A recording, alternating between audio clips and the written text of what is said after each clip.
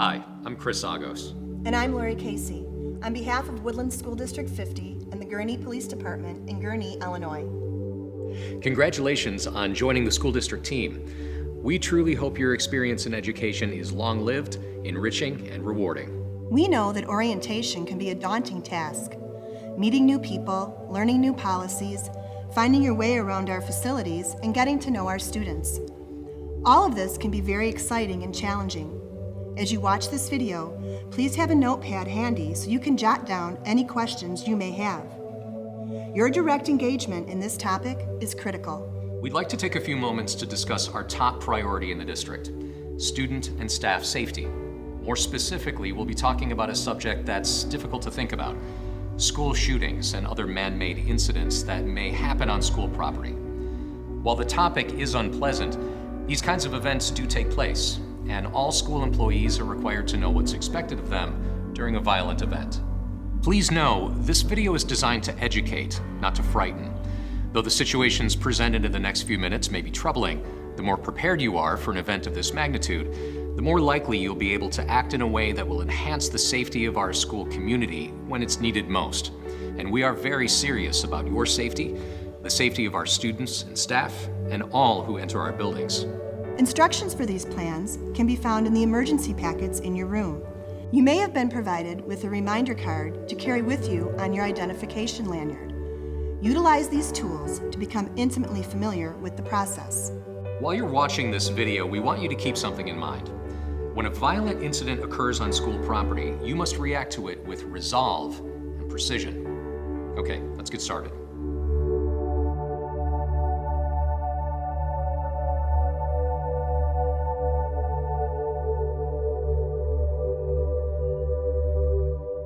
Examinations of past school shootings have shown that a prepared and trained staff significantly enhances the school's ability to withstand these attacks. Although there have been casualties, more deaths and injuries would likely have occurred had the staff not been prepared to act.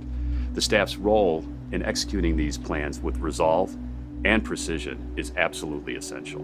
Our response to violence and threats within or outside of our buildings is comprised of two major components. We refer to them as soft lockdown and lockdown. We'll take the next few minutes detailing what each component is and under what circumstances they're employed.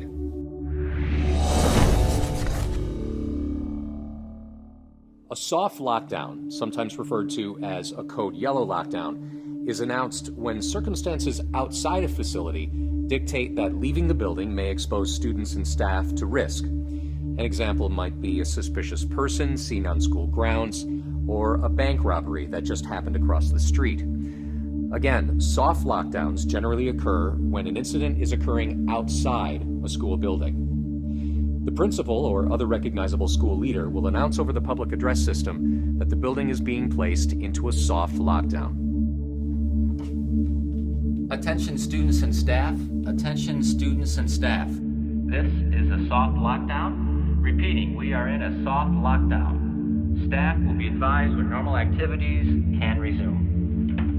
When you hear the soft lockdown announcement, look outside the immediate vicinity of your classroom and bring any students who may be in the hallway into your room. Remember, act with resolve and precision. Close and lock your room door. Settle down your students, then proceed with your classroom teaching as normal. Do not allow anyone to leave the room until the soft lockdown is lifted or other instructions are given from a credible source. Refer to your district emergency plans to determine if the organization utilizes a communication method, such as a red and green card system in lockdown events. Always execute all safety plans in strict accordance with your district policy. In most cases, soft lockdown situations are brief in duration. In rare instances, a soft lockdown will last longer.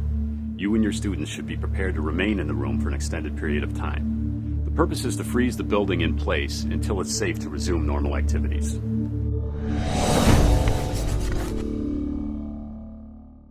A lockdown, sometimes referred to as a hard lockdown, is employed during the most dangerous of circumstances. When a lockdown is announced, you can assume there is some kind of immediate threat taking place within the school building, such as an active shooter. Lockdowns are reserved for the most serious of circumstances, so it's crucial that you're familiar with how to respond and do so with resolve and precision. Again, the principal or other recognizable school leader will announce over the public address system that the building is being placed into a lockdown or hard lockdown. Attention students and staff. Attention students and staff. This is a lockdown. Repeating, we are going into a lockdown. We have a situation in the building which requires this action. Staff will be advised when normal activities may resume. Look outside the immediate vicinity of your classroom and bring any students who may be in the hallway into your room. Close and lock the door. Inside the room, we want to act with resolve and precision to do two things. Make the room appear as if it's unoccupied, and make it more difficult for the aggressor to be successful if he does enter. First, turn off the lights and close any blinds. Then, make it clear to your students that it's absolutely critical they be totally quiet and out of view of any windows. Everyone in the room should work together to make sure the shooter's attention is not drawn to the room. Again, refer to your district emergency plans to determine if the organization utilizes a communication method, such as a red and green card system in lockdown events. Always execute all safety plans in strict accordance with your district's policy. Making the room appear unoccupied can deter the shooter. If all the rooms appear unoccupied, it may force the aggressor into an unanticipated decision-making mode. This provides distraction, and distraction provides time, valuable time, to allow first responders to get to his location and stop the event. Employing cover techniques is recommended. Having students seek cover behind walls, heavy desks and furniture, or other difficult to penetrate objects enhances their ability to survive should the shooter enter their safe place. Cover provides shielding, whereas concealment may not. You want your students behind cover. We're trying to rapidly create an environment that makes it as difficult as possible for the shooter to be successful in hurting or killing people. During a lockdown, it's critical that no one enters or leaves the room for any reason until the lockdown is lifted.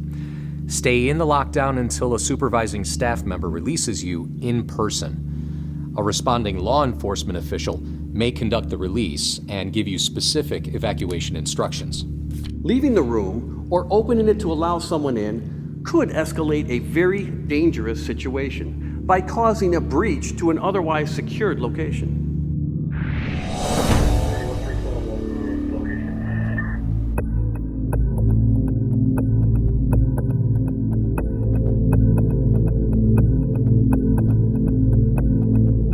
The first responder's primary objective is to enter the building, seek out the shooter, and stop the threat. Initially, they're not there to tend to the injured or assist with evacuation. They are well trained, and they are there to stop the shooter.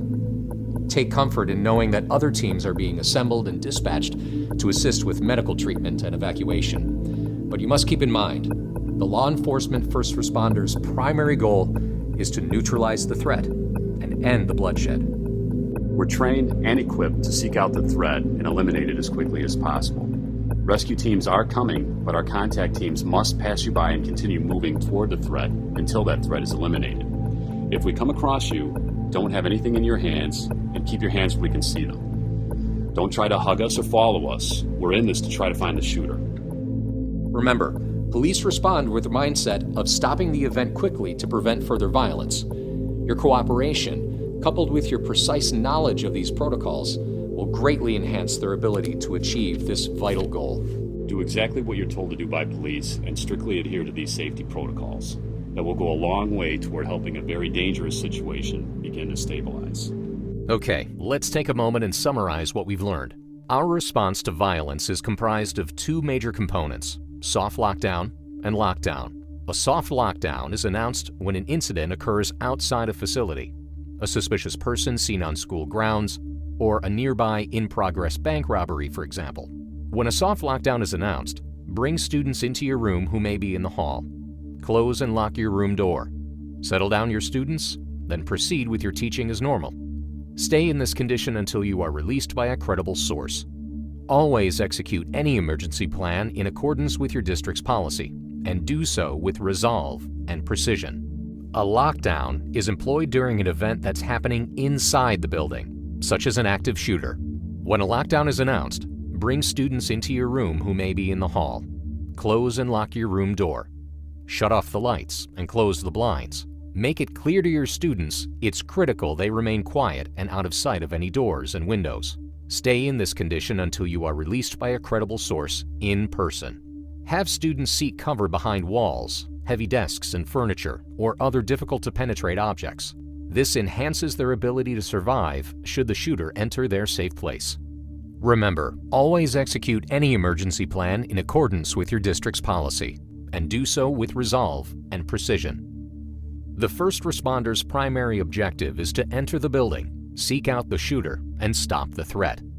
If you encounter law enforcement, it's critical that you do not present a threat to them.